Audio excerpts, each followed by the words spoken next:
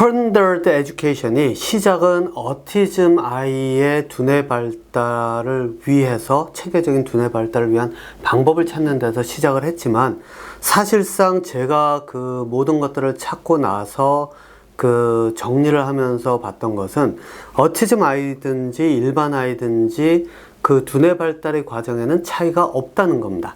다만 문제가 사회성에 의해서 두뇌 발달이 가능한 것과 또 사회성이 아닌 상태에서 두뇌 발달이 가능한 그런 그 두 가지 면이 차이가 나는데, 그 차이가 두뇌 발달의 과정을 보면 알 수가 있거든요. 자, 그래서 펀더드가 정리한 두뇌 발달 과정을 제가 글씨는 뭐 좀 악필이니까 그거 점은 양해를 좀 해주시고요. 그거를 가지고 제가 여기에서 이 글래스 보드를 가지고 설명을 좀 드리려고 합니다. 인간이 두뇌 발달이 되는 과정, 인간의 두뇌 발달은 이게 진화의 과정에서 보자면은 사실상 동물들과 같은 형태의 정보 처리를 하는 두뇌 기능이 있고, 그 다음에 인간의 고유한 두뇌 기능이 있습니다. 이렇게 두 가지로 나눠지게 되는데, 이 방법이, 공부의 방법이 어디에 초점이 맞춰지냐에 따라서 두뇌 발달에 굉장히 많은 차이를 가져오거든요. 자, 그런데 먼저 한 가지 핵심적인 요소를 한 가지 말씀드리자고 한다면, 제가 나눠 놓은 두뇌 발달의 단계는 여기가 본능의 수준이라고 한다면, 1단계를 본능의 수준이라고 한다면 6단계는 천재의 수준입니다. 그러니까 뉴턴이나 아인슈타인과 같은 사람들의 수준이 천재의 수준으로 가는데, 이 6가지 단계로 나눠 놓은 상태에서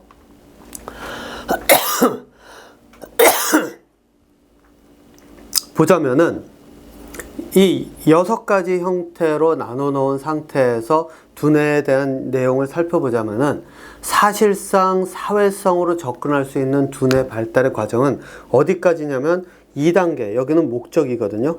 목적을 위해서 두뇌가 사용되는 목적 지향적 두뇌 기능이라고 제가 이름을 붙였는데, 바로 요 단계까지입니다. 그래서 요거를 이제 제가 하나씩 짚어가면서 설명을 한번 드려보겠습니다. 1단계에서 본능이라고 하는 것은 말 그대로 생존과 번식의 본능입니다. 그래서 성적인 욕망이라든가 성관계라든가 또는 생존을 위해서는 누가 가르쳐 주지 않아도 그 본능을 그대로 가지고 있어서 어떤 상황에서는 무서움을 타기도 하고 어떤 상황에서는 성적인 그런 욕구를 느끼기도 하거든요. 바로 이게 본능에서 오는 겁니다. 그런데 본능에서 가장 중요한 핵심적인 요소가 하나가 있습니다. 그게 뭐냐? 생존의 확률을 늘려가고 번식의 확률을 늘려가는 과정에서 핵심적인 요소가 바로 사회성입니다. 예, 사회성. 그래서 여기가 사회성이 가장 필요로 하는 그런 두뇌 기능입니다. 자, 그럼 사회성이 왜 필요로 하느냐? 예를 들어서 이겁니다. 내가 보고를 먹고 죽는 사람을 봤다. 그러면은 내가 속한 사회, 그러니까 가족 구성원이 될 수도 있고요. 그것이 내가 속한 마을이 될 수도 있고요. 그게 아니면은 뭐 더 크게는 뭐 굉장히 그것보다 더 넓은 하나의 뭐 도 전체가 될 수 있는 그런 하나의 사회 단위가 될 수 있을 텐데, 이 사회성이 중요한 이유 중에 하나는 사회성을 통해서 내가 가지고 있는 정보를 타인에게 전달함으로써 모든 사회 구성원들의 그 생존의 확률을 늘려갈 수 있다는 겁니다. 자, 그런데 바로 이 단계까지의 의사소통 과정은 신호체계입니다. 신호. 자, 왜 신호라고 이야기를 하느냐? 원숭이들의 사회를 보면요, 이거는 잘 알려져 있습니다. 의사를 전달하는데 뭘로 전달을 하냐면 감정과 신호입니다. 그래서 감정이라고 하는 것은 얼굴에 나타나는 표정이라든가 이런 기본적인 인간이 가지고 있는 같은 그런 비슷한 감정이고, 신호라고 하는 것은 예를 들어서 독수리가 나타났으면 독수리를 가리키는 뚜렷한 신호가 있고, 사자가 나타났으면 사자를 가리키는 뚜렷한 신호가 있습니다. 그러니까 그 얘기는 뭐냐면 이름이 존재한다는 얘기예요. 그러니까 원숭이들도 사냥을 하는 동물들에게 이름을 붙여서 독수리 그러면 어디를 바라보면서 어떻게 경계할지, 또 사자 그러면 어디에서 사냥꾼들이 나타났는지를 딱 보고 인지하고 그걸 통해서 생존의 확률을 늘릴 수 있도록 진화를 했다는 거예요. 그러니까 보고는 먹으면 죽는다. 예를 들어서 보고는 독이 있어 먹으면 죽는다라고 하는 정보를 가져왔는데 그걸 다른 사회 구성원들과 나눈다. 그러면 이건 신호랑 마찬가지입니다. 앵무새가 인간의 말을 따라하는 것과 다르지가 않다는 거예요. 물론 여기에는 이제 한 가지 조건이 있죠. 누가 처음에 보고는 먹으면 죽는다라고 하는 언어의 조합을 만들어냈을까요? 그거는 보고를 먹고 죽는 모습을 봤던 사람들 모두가 그 언어의 그 조합을 만들어낼 능력이 있다고 볼 수는 없거든요. 그런데 그 중에 하나 둘이라고 하는 사람들, 그 많은 사회 구성원 중에 하나 둘이라고 하는 사람들이 보고는 먹으면 죽는다라고 하는 그 조합을 만들어서 사용을 했다라고 한다면 이 사람의 두뇌는 그 상황을 설명할 수 있는 두뇌 기능이 발달을 한다는 얘기입니다. 그 얘기는 뭐냐? 이런 사람들은 다음 단계로 넘어갈 수 있는 두뇌 기능이 활성화된 경우라고 보시면 됩니다. 나머지는 똑같이 예를 들어서 민동필이 보고는 먹으면 죽는다라고 이야기를 했더니 그거를 듣고 가가지고 똑같이 돌아서서 보고는 먹으면 죽는다라고 다른 사람들에게 전달을 했다라고 하면 이 사람은 자기의 두뇌를 쓴 것이 아니라 복사해서 붙였을 뿐이기 때문에 말 그대로 저작권의 위반도 되고 또 두뇌 자체가 기능을 하는 것이 아니라 전달을 하는 앵무새처럼 말을 전달하는 용도로만 두뇌를 가지고 있다고 보시면 되는 겁니다. 그래서 여러분들 아마 이런 얘기 있죠. 공자왈, 맹자왈 그러면서 공자 말씀이 어쩌고 저쩌고 쭉 외워서 그걸 가지고 밖에 나와서 떠들면서 가르치고 이렇게 하는 거는 두뇌가 발달한 기능이 아니라 원시적인 두뇌 중에서도 원초적 본능에 바탕을 둔 두뇌 능력을 가지고 있다는 겁니다. 다만 이 원초적 본능에 바탕을 둔 두뇌 중에서 하나의 중요한 기능이 있습니다. 끊임없이 발전하려고 하는 부분이 하나 있습니다. 뭐냐? 바로 기억력입니다. 그래서 이런 원시적인 두뇌를 가지고 있는 사람들의 두뇌가 그 기억력을 탑재를 하게 되면 사실상 학교 교육에서 굉장히 그 선두를 달릴 수 있습니다. 그러니까 성적을 굉장히 높이 받을 수 있죠. 하지만 지금처럼 현대의 교육처럼 두뇌 발달에 관계된 문제가 나오기 시작하면 이런 사람들은 거기서부터는 자기가 따라가지 못합니다. 그럼 어떻게 해야 되느냐? 이 사람들을 외워서 해야 돼요. 그러니까 7.8기의 그런 어떤 그 노력을 통해서 어떤 시험이라든가 이런 걸 통과를 한다라고 한다면 그 사람은 주로는 바로 원초적인 본능, 가장 기본적인 인간이 아닌 인간과 동물이 공통적으로 가지고 있는 그런 두뇌 기능에 의존해서 살아가는 사람이라고 보시면 됩니다. 다만 인간과 동물의 차이는 기억력의 차이로 인해서 정보의 조합을 가지고 그 정보를 새롭게 조합을 시켜가면서 내가 필요로 하는 것에 써먹을 수 있느냐 없느냐의 차이죠. 자, 그래서 이 단계에서 발달하는 게 바로 두 번째 단계의 목적지향적 두뇌 기능입니다. 자, 목적지향적 두뇌 기능이 이 두 번째 단계인데 조금 전에 제가 말씀드린 것처럼 어떤 현상의 두뇌냐면 내가 가지고 있는 정보를 다 조합을 해요. 그런데 뭐 때문에 조합을 하느냐? 내가 원하는 목적을 이루기 위해서예요. 자, 그럼 내가 원하는 목적이 사냥이다. 사슴을 사냥하는 거다. 그러면 방법을 찾습니다. 방법을 찾는데 어떤 방법을 찾느냐? 사냥을 쫓아다니면서 사냥을 하는 방법도 있는데 보고를 먹었더니 사람이 죽는 거 보니까 이거 독 있는 것 같은데 그럼 얘를 쓰면 안 될까? 라는 질문을 통해서 방법을 적용하는 목적에 맞춰 방법을 적용하는 두뇌 기능이 발달을 합니다. 자, 그럼 이 순간부터가 인간이 생각이라는 걸 조금은 하는 단계입니다. 그러면 여러분들 이제 한번 보세요. 목적이라고 하는 게 내가 돈을 벌겠다. 그러면 돈을 벌려고 목적을 세우고 그 방법을 찾아요. 그런데 방법을 찾다 제대로 못 찾으면 어떻게 되죠? 가끔 가다가 사람들이 도박장으로 가죠. 도박장으로 가가지고 돈을 따기 위해서 도박을 합니다. 그러면서 점차 중독이 되다가 더 이상 걸 게 없으면 심지어는 가족까지도 판돈으로 올리는 경우가 생기죠. 왜냐? 방법을 찾아봤더니 이 목적지향적 두뇌 기능에서는 문제가 하나 있는 게 뭐냐면 기득권, 누구든지 처음으로 그 목적을 이룬 사람이 왕입니다. 왜? 방법을 알고 있으니까 다른 사람들이 와서 배우려고 하거든요. 그러니까 내가 사냥에 보고의 독을 사용을 해가지고 처음으로 사냥에 성공을 했다 그러면 나는 목적지향적 두뇌의 그 기능을 활성화시키는데 성공을 한 겁니다. 그러면 이 사람의 경우에는 이 한 번의 활성화가 그 다음에 다른 목적을 위해서 활성화할 수 있는 목적지향적 두뇌 기능이 한 번에 이 범위가 확 넓어지거든요. 그러면 다른 사람들은 어떻게 하느냐? 이 사람을 보고 1단계 수준의 두뇌가 있었던 사람들은 2단계 수준의 두뇌를 두뇌를 사용하는 사람들을 보고 놀라고 또 대단하다고 생각하고 자연스럽게 따르게 됩니다. 그러니까 기득권이 생기게 되는 거예요. 여기서부터 이제 기득권이 생겨서, 물론 1단계 이 원초적 본능에서도 기득권이 있습니다. 먼저 누군가가 차지를 한다는, 먼저 누군가 생존과 그 번식의 가능성을 높였다는 얘기는 지식을 그만큼 많이 가졌다는 얘기거든요.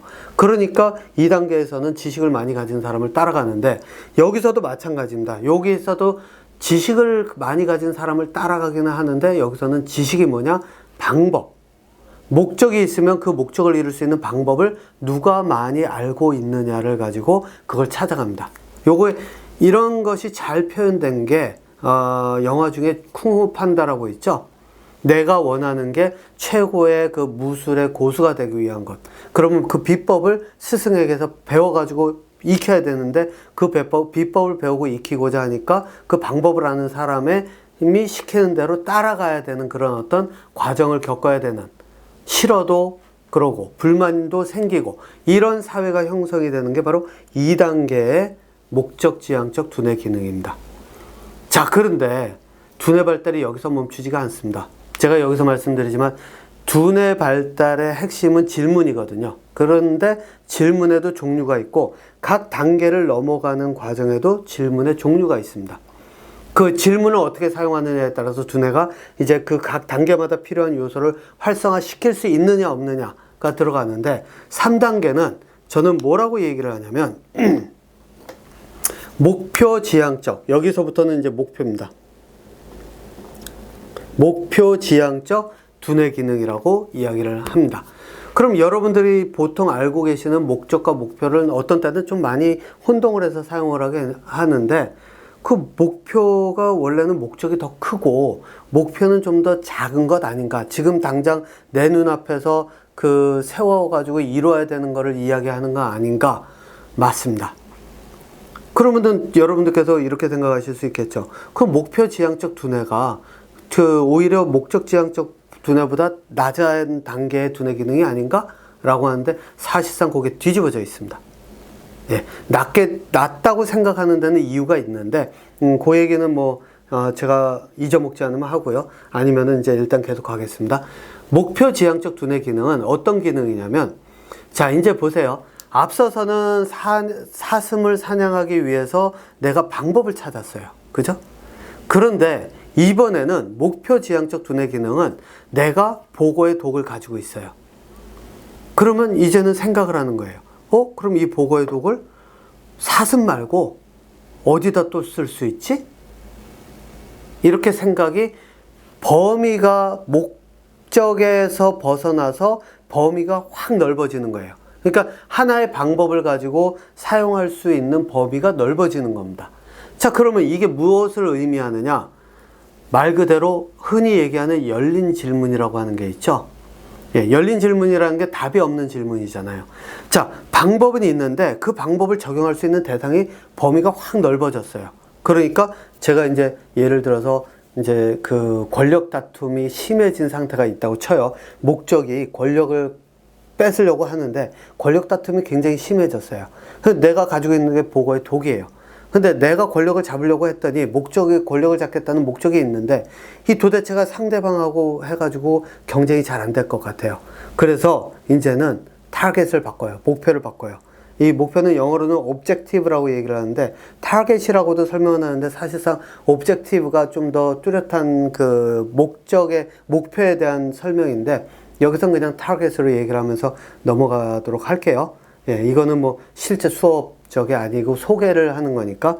자, 그러면은 보고에 독이 있고 그러면 내가 이제 목적은 권력을 잡는 거였는데 그럼 이 독을 상대방을 죽이는 데 사용하면 되지 않을까?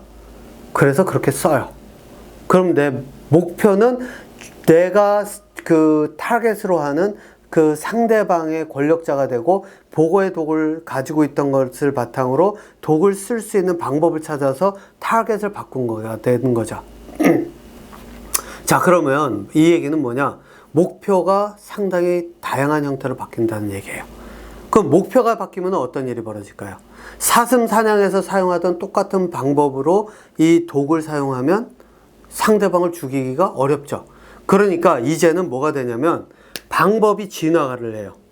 앞에서 목적지향적 두뇌 기능에서의 방법이 한 단계 더 진화를 해가지고 더 다양한 방식으로 간다는 얘기죠. 자, 이제부터는 상대성이 생깁니다. 그러니까 유동성이 생긴다고 하죠. 내가 목표로 하고 있는 그 목표가 막 바뀌면은 방법도 계속 진화를 하고 방법이 진화하면 할수록 목표의 범위가 넓어질 수가 있는 거예요. 그러니까 목표 수정이 가능하다는 거예요. 처음에는 목표를 이걸로 했다가 아니야, 지금 내가 가지고 있는 게 이거니까 그럼 목표 수정을 저걸로 바꿔보고 요거는 지금 방법이 안 되니까 조금 더 생각해보고 이 방법을 좀 바꿔보지 뭐. 그러니까 다양성이 생긴다는 거죠. 그래서 두뇌가 한 단계 더 진화를 하면서 가는데 이렇게 되면 어떤 일이 벌어지느냐? 여기서부터는 목표라고 하는 그 다양성이 생기는데 사람들의 이 머리 두뇌 기능을 따라가기가 굉장히 어렵습니다. 학교 교육에서는 지금까지도 이 목표 지향적 두뇌 기능 활성화를 시킬 수 있는 교육이 존재하지 않습니다. 물론 개인적으로 그렇게 가르치는 사람은 존재합니다. 그렇지만 학교가 그걸 체계적으로 가르칠 수 있는 그런 교육 시스템은 존재하지 않거든요. 아직까지. 그 이유가 뭐냐? 여기서부터는 여기는 앞에 둘은 지식이라고 제가 얘기를 했죠. 지식에 중점을 두기 때문에 경험과 지식이 많을수록 이 사람들은 대우를 받고 그 사람들은 경험과 지식을 통해서 자기의 권력을 유지할 수 있습니다. 재력과 권력이나 이런 거를 유지할 수 있고 인기도 뭐 유지할 수 있겠죠. 그리고 지식이 많이 있으니까 지식인으로서도 대접도 받고 이게 가능한데 목표 지향적으로 오면 조금 다릅니다. 제가 이야기를 아예 원시 시대, 그러니까 석기 시대로 돌려가지고 예를 들면 바로 이거예요. 이거를 이제 돌이라고 얘기를 해볼게요. 그럼 돌을 내가 들고 있는데 이 돌을 가지고서는 딱 봤더니 이 돌 그냥 가서 이걸 가지고서는 호두 깨고 뭐 이런 데 써먹을 수도 있는데 그렇게 깨서 써먹으려고 하다 보니까 그것만의 기능이 아니고 이거 가지고 뭐 식물을 빻는 데도 쓸 수가 있고 뭐 또 뾰족한 걸로는 잘게 써는 용도로도 쓸 수가 있고 이거를 도구의 모양을 보면서 생각을 할 수 있는 그 과정으로 들어갈 수가 있다는 거죠. 그렇게 되면 목표가 계속해서 바뀔 수가 있습니다. 그런데 이게 가능하려고 하려면 뭐가 있어야 되냐? 이 돌에 대한 개념이 들어가야 돼요. 지식이 아닌 개념이 들어가야 됩니다. 그럼 개념이 뭐냐? 돌이라고 하는 거를 딱 놓고 나면 사람들이 그러죠. 돌이 4종류가 이렇게 있다고 보면 사람들이 얘기를 할 때 돌, 여기가 이제 이 2단계 목적 지향적 두뇌까지가 뭐냐면 이건 돌이야. 그리고 돌, 이거 저기 가서 망치처럼 쓰면 돼 라고 하는데 이제는 4가지 종류의 돌을 놓고 모양과 이런 것들이 다른 거를 내가 인지를 한 상태에서 그러면 이것들을 어디에 적용할 수 있을까를 방법을 생각을 해야 되거든요. 그러면 어떤 일이 벌어지느냐? 이 각각의 특징을 내가 찾아내야 된다는 거예요. 이거는 예를 들어서 뾰족하다. 이거는 넓적하고 좀 둥글다. 또 요거는 네모나고 얇고 네모나다. 칼처럼 얇고 네모나다. 뭐 이런 식의 특징이 있다 그러면 칼처럼 얇고 네모난 거 그래 이거 가지고는 그러면은 나무 줄기 같은 거 써는데 쓰면 되지 않을까? 넓고 넓적한 거 뭔가를 두들길 때 쓰면 되지 않을까? 라고 하는 그러면은 도리라고 하는 것 하나만 지식만을 가지고선 되는 게 아니라 각각이 가지고 있는 특성을 다 끌어내야 되는데 이게 이 과정이 이렇게 만들어가는 과정이 바로 개념화라고 저는 이야기를 합니다. 그러니까 개념이 생긴다는 거예요. 그러면은 목표 지향적 두뇌 기능서부터는 일반적으로 생각하는 두뇌 기능인 지식하고 경험이 꼭 중요하지가 않아요. 왜? 여기서는 목표가 내가 가지고 있는 도구를 가지고 목표를 생각을 해야 되니까 없는 목표를 찾아갈 수 있는, 즉 미지의 세계를 탐구할 수 있는 두뇌 능력이 발달할 수가 있게 되는 겁니다. 그러니까 지식과는 동떨어지기 시작하는 거예요. 그러면 여러분 이제 한번 보세요. 이 앞에까지는 지식과, 지금의 교육이 그거죠. 지식과 경험을 강조해요.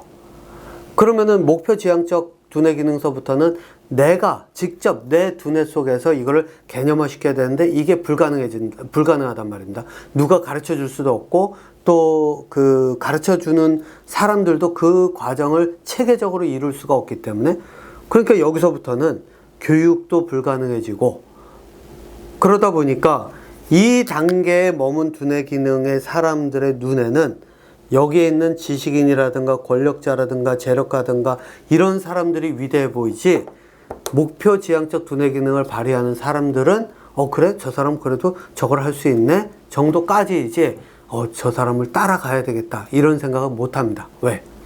배울 수도 없을 뿐더러 실제로 가능성이 적거든요. 자, 그런데 인간의 두뇌가 여기서 한 단계 더 발달을 합니다. 그게 뭐냐? 비판적 사고입니다. 자, 비판적 사고라는 게 뭐냐? 비판적 사고는 여러분들 이렇게 생각하시면 됩니다. 목표가 여러 개가 있고 그 방법이라든가 이런 것들을 쓰는데 이게 시간이 지나다 보니까 내가 목표를 이뤘다고 하는 것이 꼭 내가 그것을 이뤘다고 할 수 없는 경우가 생기는 겁니다. 자, 그게 뭐냐? 나는 생명체를 존중합니다. 그래서 생명체를 존중해서 오솔길을 걸어가고 있는데 고양이가 토끼를 사냥하려고 해요. 작은 새끼 토끼를. 그거를 딱 보고 생명을 살려야 되겠다 라는 생각에서 고양이를 쫓아냈어요. 그 다음날 그 길을 다시 산책을 하는데 이번에는 어제 사냥하려고 했던 고양이가 새끼를 데리고 있는 걸 봤는데 이 새끼들이 쫄쫄 굶어가지고 죽기 일보 직전이에요. 그러면 내가 어제 했던 고양이의 사냥을, 생명을 존중하기 위해서 했던 그 행위가 과연 생명을 존중을 한 것이라고 할 수 있을까라고 한다면 아니죠. 예, 그게 아닌 게 돼버립니다. 정반대로 뒤집어진 상태가 된다는 얘기예요. 자, 이 이야기는 뭐냐면은 목표 지향적 두뇌 기능으로서 뭔가를 하나 얻고 나면 그걸로 인해서 뭔가를 잃는 것이 생긴다는 거예요. 항상은 아니지만 내가 살아있는 동안에 잃는 것이 생길 수도 있고 내가 죽은 다음에 그런 일이 생길 수도 있는데, 죽은 다음에 생기면 나는 모르지만 그래도 그 현상으로 인해서 흔히 얘기하는 나비 효과라고도 할 수 있고 체인 리액션이라고 할 수도 있는 그런 것들이, 연쇄 반응이라고 할 수 있는 것들이 벌어질 수가 있다는 얘기죠. 그러면은 그때부터 의심이 가는 거죠. 이게 진짜 맞다고 할 수 있을까? 라고 해서, 그래서 나오는 게 정의란 무엇인가 라고 하는 하버드 대학의 마이클 샌델 교수, 이 사람이 실제로 가르치는 게 바로 비판적 사고입니다. 흔하지가 않죠. 전 세계적으로 저는 제가 살아오면서 그 사람 딱 하나 본 정도에 그치니까요. 다른 경우는 본 적이 없고, 또 하버드가 그걸 알기 때문에 그 사람의 강의를 공개적으로 유튜브에 공개를 한 거죠. 근데 그 사람 강의를 들어보시면은 아마 이런 생각이 들 거예요. 저 사람 강의 내용이 없네? 내용이 없죠, 실제로. 왜? 서로 논쟁을 해가면서 논리적으로 너는 어떻게 생각하니? 그래서 네 논리가 어떤데? 고양이와 토끼의 얘기를 하면 그래서 너는 토끼를 그렇게 해놓고 놨는데 고양이가 죽었으면 고양이 생명체는 소중하지 않다는 얘기야? 그러면 고양이를 사냥하게 냅두면 넌 토끼 생명체를 소중하게 여기지 않는 것이야? 이런 식으로 서로의 그런 논리적인 그런 거를 가지고 서로가 논쟁을 벌이게 만드는데, 근데 이 사람의 강의를 한번 보세요. 그러면 지금 제가 얘기한 것에서 벗어나질 않아요. 그 얘기는 뭐냐? 알맹이가 없어요. 어떤 알맹이냐? 공자왈, 맹자왈이 빠졌다는 얘기예요.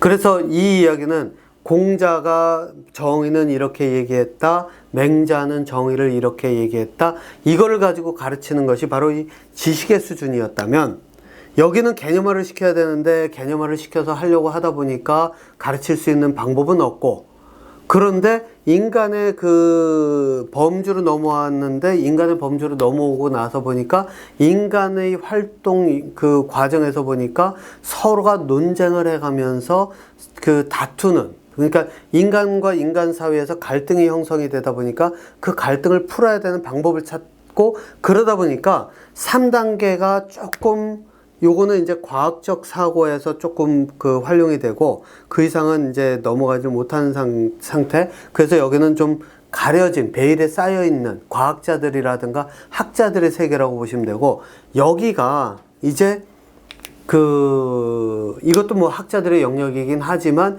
인간의 그런 어떤 논쟁이라든가 인간 사회에서의 발생하는 갈등이라든가를 해소하기 위한 한 형태로 발전을 한다는 거예요. 그래서 이게 철학과 같은 형태, 또 법에서의 그 정의란 무엇인가를 논하는 그런 논쟁이 되는 그런 철학의 영역으로 가버리는 거죠. 그래서 실제로 인간의 두뇌 기능이 여기서 여기로 그냥 건너뛰어버리고 중간이 빠져있는 상태라고 여러분들께서 보시면 거의 정확합니다. 물론 이제 목표 지향적 두뇌 기능이 되는 경우도 있죠. 그래서 이쪽에서는 철저하게 개념의 범주이지 지식과 경험이 필요가 없어요. 왜? 토끼라고 하는 그런 것들 내가 직접 경험해야 되는 게 아니죠. 마이클 샌델 교수가 이야기할 때 예제로 삼는 그런 경우들이 몇 가지가 있는데, 그 경우들을 놓고 봐도 그것을 내가 직접 경험을 해야만 그것을 가지고 논쟁을 벌일 수 있는 게 아니죠. 그래서 논리적인 사고, 비판적 사고는 지식에서 동떨어지게 됩니다. 근데 한 가지 그 사람들이 놓치고 있는 게 있습니다. 그게 뭐냐?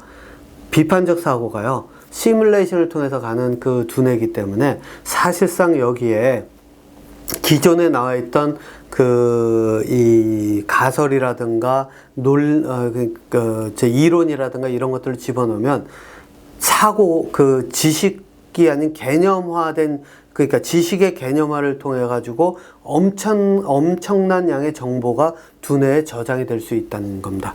이게 기억력이 두 가지 차이가 나는 이유예요. 여기서는 기억력은 타고나야 되는 기억력인데, 사람들이 보통 치매 이야기를 할 땐 여기에 있는 기억력을 가지고 열심히 외우려고 하는데, 그래봐야 두뇌 치매 예방되지 않거든요.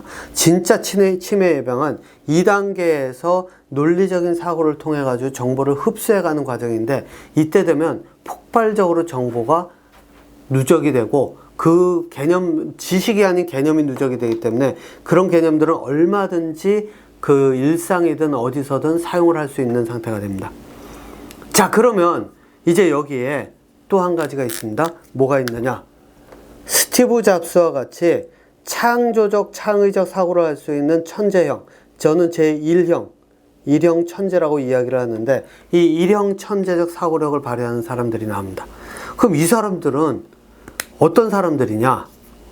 여기서부터는, 앞에서는 개념이 필요하죠. 여기서부터는 개념을 바탕으로 한 단계 더 발전을 시켜야 되는데, 뭐가 발달이 돼야 되냐면 호기심과 질문이 돼야 돼요. 앞에서도 물론 질문이 계속해서 늘어나가면서 새로운 형태의 질문으로 발달하지만, 여기서는 질문 자체가 호기심으로 확 바뀌어야 됩니다. 이거는 완전히 새로운 두뇌 기능이에요. 그렇다 보니까 비판적 사고까지 가능한 사람들은 있어요. 꽤 있죠. 예.